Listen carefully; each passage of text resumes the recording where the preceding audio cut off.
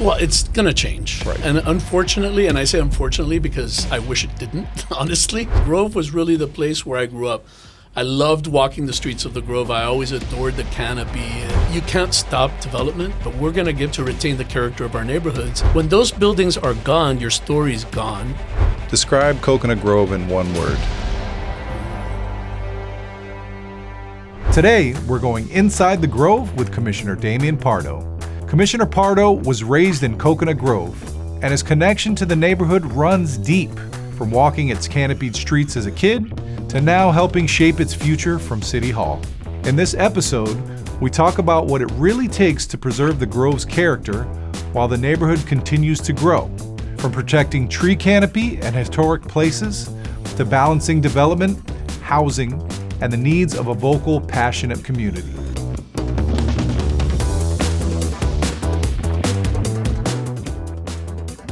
Welcome back to Inside the Grove. Commissioner Damian Pardo, thank you so much for joining me on the podcast. Pleasure. It's great to have you here. So you're a Grovite through and through. You were born here in Coconut Grove. Tell me a little bit. I was raised here in Coconut Grove. Okay. I went to St. Hugh early on, and then after that I ended up going to Belen Jesuit. But the Grove was really the place where I grew up. I loved walking the streets of the Grove. I always adored the canopy. Some of my favorite streets were like Leafy Way, Poinciana back then. Didn't have all the traffic it has today. Right. It was a very different street. Would love to go to the moorings, go all the way down where you have the mangroves. You could row out in a little boat. It was a different Coconut Grove, but it was, luckily, we've been able to preserve some of the best parts of it. And part of that is definitely the canopy and the feeling of the vibe of just free spiritness. I think that the Grove has always retained. Yeah, well, that's always the big question, right? Is the Grove losing its individual, right? Its difference from the rest of Miami? I don't think so. I mean, what do you think? Well, it's going to change. Right. And unfortunately, and I say unfortunately because I wish it didn't, honestly, but you can't stop development. And when you have demand for something, you have to kind of build to that demand. So I think it's always a struggle for us to make sure that we are trying the best we can through all the powers we have in our office and through the city administration to retain the character of our neighborhoods and to shape that growth in such a way where people don't notice that it's changed all that much. So what exactly, like I'm always intrigued by this. So what can a commissioner do, or the commission as a body, right? What powers do you, right? If I buy a house, a single family home, I want to be able to do what I can with it, right? Or else I would have bought a home in a community with an association where I can't paint it a certain color. So in a neighborhood like Coconut Grove, where you don't have that condo board or that association, what power does a commission have to keep the character of the neighborhood? Well, we have the power to make sure we're taking public benefits that make sense for the area. A good example is Kirk Monroe Park right now. Everything that's being done in that area, we've tried to shape as much as possible to make sure that we're preserving the character of the Grove. We also have the power to try to dissuade certain projects.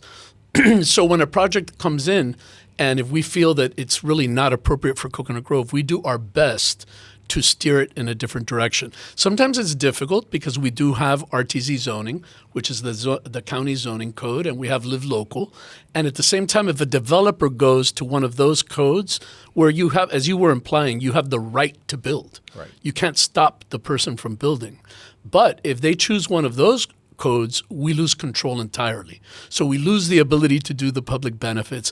We lose the ability to maybe tailor the character of the actual design or the setbacks or a lot of other parts of that equation, which people may not notice right off the bat, but really do make a big difference when you walk by a property. So that's what we try to do all the time. Retain the character and the feel of this neighborhood as much as possible. It is a challenge. Right. We're under a lot of pressure, and that pressure comes from this immense demand. I'm sure you've read it. Billionaires moving to Coconut Grove, development coming to Coconut Grove. And while, yes, we want the Grove to thrive and flourish, we don't want to lose the sense of who we are, because then why live here? Right. You know, people will just go somewhere else. Right. No, it's a delicate balance, right? Trying to find that delicate balance within the development and seeing how we can get it. It's the common theme with everybody that I have on these podcasts, right? Is working with the community, Yeah. right? And there's probably not a more vocal and outspoken community than Coconut Grove. No, and we really appreciate it because that really helps us. When people are vocal and expressive and they show up for government, that's great for us because we align very much. We have the same values. And we're very fortunate. Like now with Ace Theater, we were able to do a $200,000 allocation to help with the restoration. We've tried as much as we can to help the Espinosa family with the dry cleaners and moving it to the other side on Grand and Douglas. We're hopeful that maybe the Last Carrot can come back and have it in another iteration. Why? Because all of these places are part of our identity as, a neighborhood. Right. And we definitely don't want to lose them, and we will do whatever we can to preserve it. Speaking of identity, right, before you were commissioner, you were big in activism, and I can see how the two interrelate, right? You're trying to make positive change, and you have a little more power as a commissioner than you would. But talk to me about some of the activism you did specifically, right, which relates to the Grove, if any. Well, I definitely was always involved in historic preservation. I worked really hard for the preservation of the Art Deco district in the 90s over on the beach. I also really cared about the Coconut Grove Playhouse, especially in the early stages of trying to preserve it. I was a very big fan of preserving that specific building and the stories that lie within it.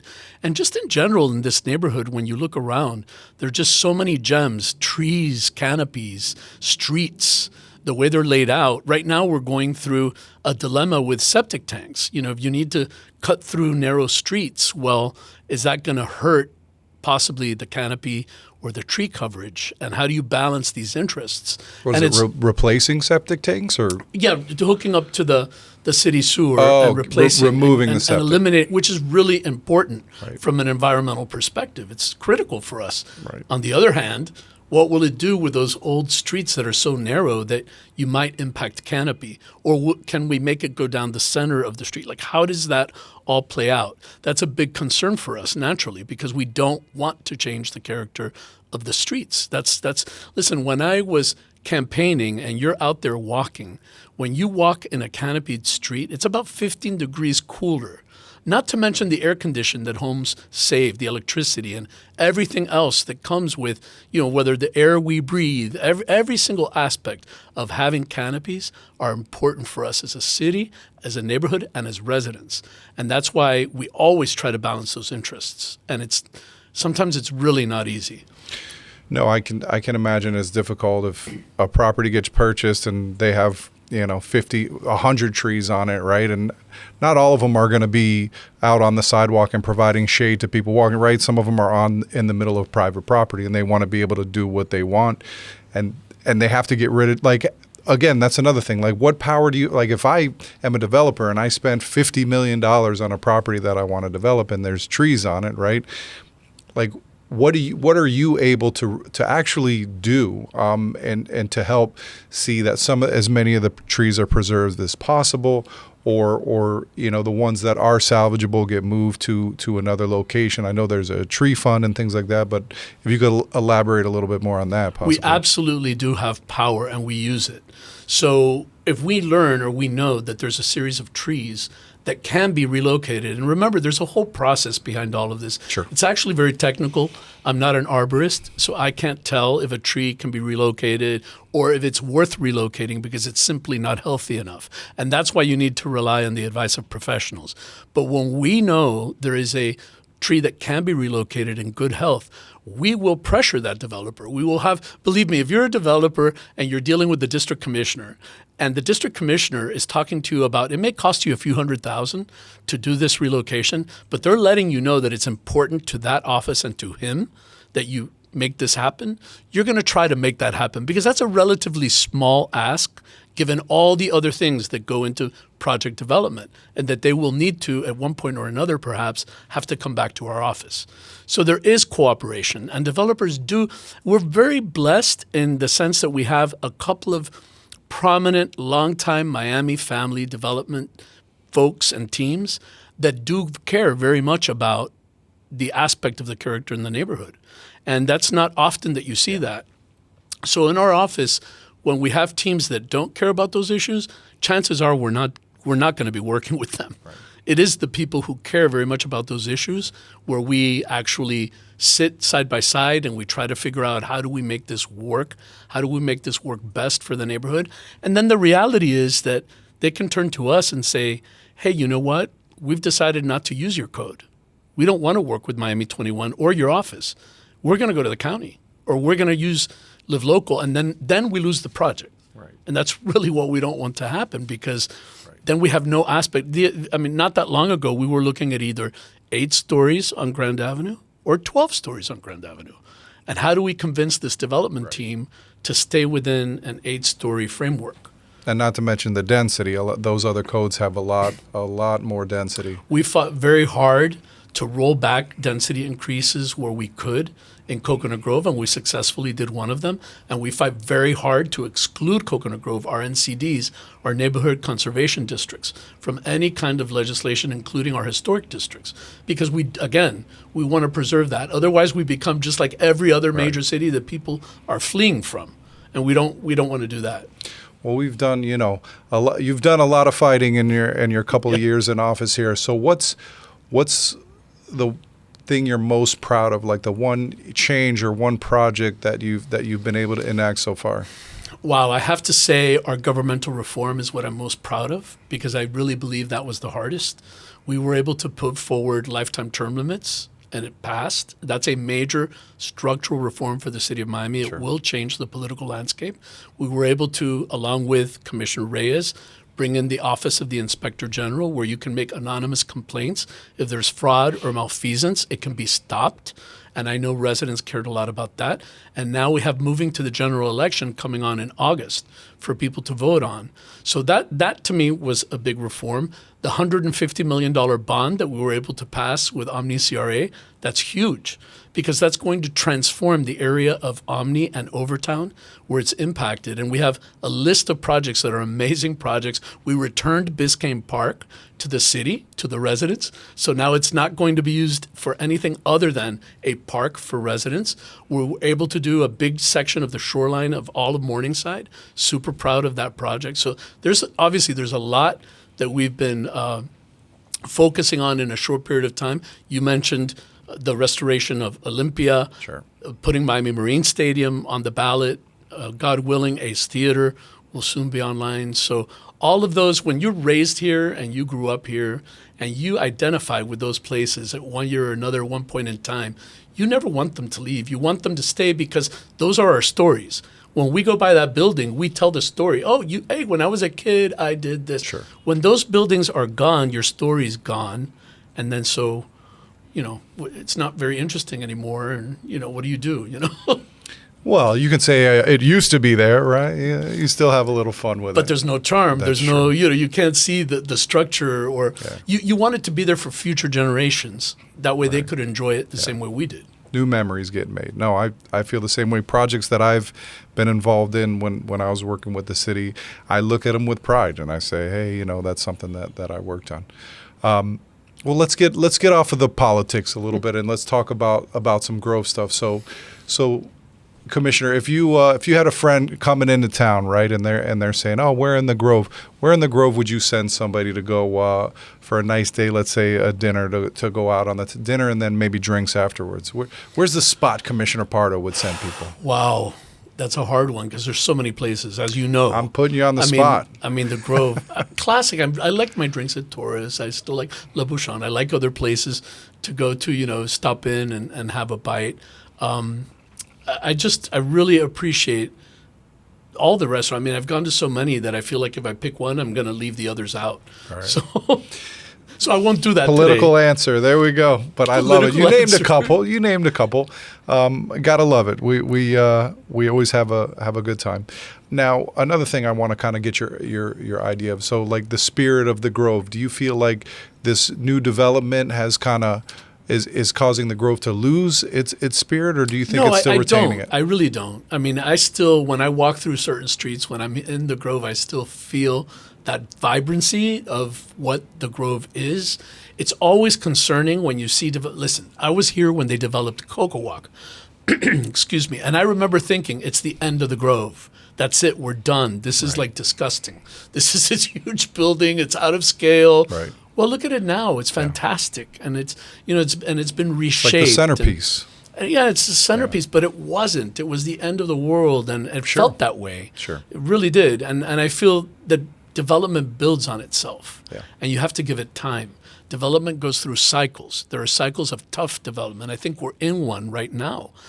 Traffic's bad, sidewalks are blocked, there's congestion, there's dust in the air, you don't even know what's going, nobody's told you the plan, that whole uncertainty and that congestion and that's just a bad period in time. But we're going to get beyond this, and we will see a time where we're going to benefit from all of these changes. We're going to have a beautiful Kirk Monroe Park. We're going to have just a beautiful Grand Avenue over the long term. Fuller Street. So, we're going to get some absolutely. And redevelopment of thank Fuller you, by Street. the way, for all your work with the bid. You've been phenomenal, Thank you. incredible partner to all the businesses. You could probably, why don't you name a restaurant? Oh man, you're going to get me in trouble. But for me, it's just restaurants are about good food, right? Good service and relationships. And for me, Sapore di Mare is my classic. favorite. Yeah, Matteo is just he's always very welcoming to me, and he appreciates what I bring to the table, right? And trying to help the community. And he just when you feel welcome somewhere, you enjoy going there. So that's definitely my tops. To have a cocktail or something, I love the happy hour at Chop. It's It's reasonable. It's a nice vibe in there. So those are kind I'm of. still a big Barracudas fan. So. Listen, Barracuda. I love hanging out for sure. Like you just said, sure. Fuller Street. So For sure. I only go to Chop for happy hour. The rest of the time I'm at Barracuda. But listen, so we're about to wrap up. We always like to finish off with our Grove 3, right? So cafecito or cocktails? What's your pleasure? Cafecito. Cafecito. I love them both. It's so hard to decide on which one it is. So where's the spot that you like to go to get some cafecito in the Grove? Wow. I mean, I'll go to Chugs. I'll go anywhere and get a cafecito. It's usually pretty good. There's the on the other side of Grand. Anyway, the name escapes me in the moment, but I think you're safe. We'll take it. We'll take Chugs. With most of the little coffee shops. Love it. And then our last final question is: describe Coconut Grove in one word. Put you on the spot on that. Well, I was going to say brilliant. I like it. That's a new one. Because it just feels, it's a brilliant place. It's a light, a lot of. I always associate it with spirituality, with new things to come, with comfort. Also, it's like a home. That's a good word. It has the right. It's not just about smarts. You can talk about lighting. You can talk about many. Brilliant is kind of an aura. So great job, Commissioner. Thank you so much for joining us on the show. And we'll get you next time on Inside the Grove.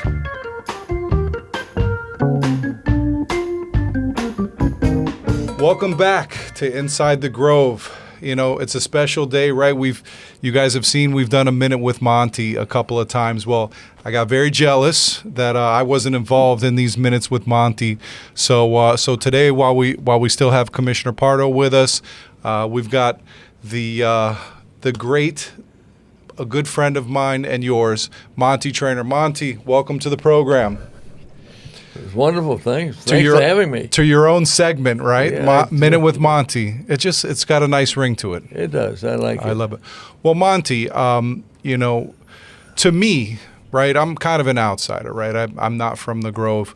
To me, with the recent passing of Thelma Gibson, I kind of thought of, like, with Coconut Grove, like you were the father of Coconut Grove, right? The Grove Father, as we like to call you, right? And Thelma was like the mother of Coconut Grove. That's kind of the way I saw it, right? The East and the West Grove, and the two of you trying to bring the communities together to become one Grove, right? Tell me a little bit about your vision for one Grove and when that all started. Listen, I go way back with Father Gibson, and on the organ. We used to have fundraising drives for the organ. Oh, wow. And he was really a moving force because he was a city commissioner and did a nice job, and he was always there. He never backed down on the requests that he had for the West Grove. So you raised some funds to get an organ for one of the churches. Yeah. Do you remember which church that was? Help me. Christ Episcopal Church? Yes. Christ I'm Episcopal an Church. Episcopalian. Okay. So, and I should remember that. Listen. But We'll allow it. He raised a lot of money. Okay. There wasn't a commission meeting that you would go to that he wasn't there promoting West Grove, raising money, and always had the community out there. Always putting the money out there for the West Grove, and he did a great job. Well, speaking of raising money, there's a lot of affordable housing needs in all of Miami, right? And especially in Coconut Grove. And you two gentlemen have been able to raise funds for some affordable housing projects. Commissioner, you just recently got the Public Benefits Trust. You got some dollars that are earmarked for some affordable housing. Can you tell us a little bit about? I know from what I know, there's nothing specific. There's no specifics on exactly what it's going to. But what's your vision for that money? Well, there are a couple of projects we have in mind for that money. We also had about $8 million that's going to the parks, and every single park in Coconut Grove will have a new children's playground. Wow. So that was really important to us as well. But in general, with affordable housing, we have several projects in Little Bahamas. One of them is the Hibiscus Project, and that's 10 of those kind of classic shotgun homes that are still around that have been an adaptive reuse of those homes. And you can actually rent them for about $800 a month. It's 500 square feet, studio, apartment style. So it's that kind of housing that's so important, because our idea with that is, especially partnering with the churches, and Hibiscus is a partnership with Christ Episcopal Church, we're able to maybe bring back some of the folks that had left Little Bahamas back into the neighborhood, and the churches would know who they are. So it's a great way of preserving the identity and the character of the neighborhood. And so people within the neighborhood got first dibs at these houses? Wow, that's amazing. What do you think about that, Monty? How do you like that idea? I think it's great. If you walk down on either side of Grand Avenue and look at the housing that's going on, because of the efforts of our commissioner, everything was laying dead in the water till he got involved, and now he's involved, and it's taking off, and so those houses are all coming alive now. So we're getting neighborhoods now. And that's the most important thing, neighborhoods. That seems to be the theme with this guy, right? It's like these things that have been stagnant for years and years and years, right? We got the Varick Pool, we've got Ace Theater, we've got Marine Stadium that there's work being done. We've got the Gusman or Olympia, whatever you want to call it, depending on who's giving sponsorship dollars to it. But like, these are things, I've been around Miami and working here for the city for like 10 years. And these were like things that these are treasures that nothing's being done with, and they're valuable properties, and it's great to see somebody getting things done. So kudos to you for No, listen, I was raised here, so I think that's meaningful from the spirit. I mean, I remember walking down Leafy Way. Some of my favorite streets in the Grove were Leafy Way, always Poinciana. Being able, back then, you could go into the moorings and you could go all the way down where they had the mangroves, and we'd take a little boat out. So the Grove always has that special canopy-filled place. It's just kind of very spiritual. It has its own vibe, far and different from a lot of other places in Miami-Dade. So I think it's a very special place. And your vision, which really called for a one Grove, is finally, I mean, we're seeing it. If anybody that went to the opening of Varick Pool would have felt that. I mean, you had all folks coming from all areas, right, just enjoying each other, and a facility that the city delivered to its residents, promise fulfilled. Unlike, the residents felt previously oftentimes their promises were not fulfilled, especially in Little Bahamas or what was called previously the West Grove. No, and I understand that there was some issues with the design, and the community spoke up, and rather than shotgunning something real quick and doing it the way the community didn't want it, you guys waited a little bit and did it the right way, the way that they wanted it. Well, wonderful. Now, speaking of One Grove, I mean, Monty, it's always interesting to me when we talk about One Grove, right? And you hear the South Grove, West Grove, East Grove, North Grove, and One Grove, right? But then, the West Grove got designated Little Bahamas. So how does that fit in to the One Grove, your vision of One Grove? Do you see that as differentiating itself from the rest of the Grove, or just giving it an identity as part of that One Grove? I think finally it gives it its own identity. And we have just a few little things to tweak it with. And we did a good job on Thelma was right behind the effort to make it a One Grove. And she's always been behind it, and she's always thought about it. And we used to talk at Coconut Grove Art Festival meetings on what we wanted to do, how we wanted to see it, what was Father Gibson's idea about doing things. And it's now finally, if we're getting the Wallace family involved now, and thank goodness because of the commissioner, the Wallace family is now coming forward. So we got, and then the other day when the city gave me my key, I made mention of the fact that the lady, the elder Wallace, I called her out and I thanked her for what she had been doing, keeping it alive. And then her daughter came by, and I said, "Listen, I talked to you in New Orleans, trying to get you back on this boat." And so I think we're kind of getting things together now, and I can't thank our commissioner enough, and you, but too, by the way, with what we're doing with the West Grove and some of the other parts of the Grove. I mean, because we got the laundry moving down. It's going to be great. I love the fact UPS store is doing great over there. UPS, but the laundry. That's the catalyst right there on Grand Avenue and Douglas. Douglas. Douglas. Well, Monty, Douglas. listen, I want to thank you, right, for being, there's a common theme in all of these interviews that we're doing. You're helping raise capital and helping raise funds to better community, not for your own gain, not for personal gain, but to help better your community. So I have two good stewards of the community here that are trying to do that to make this community better.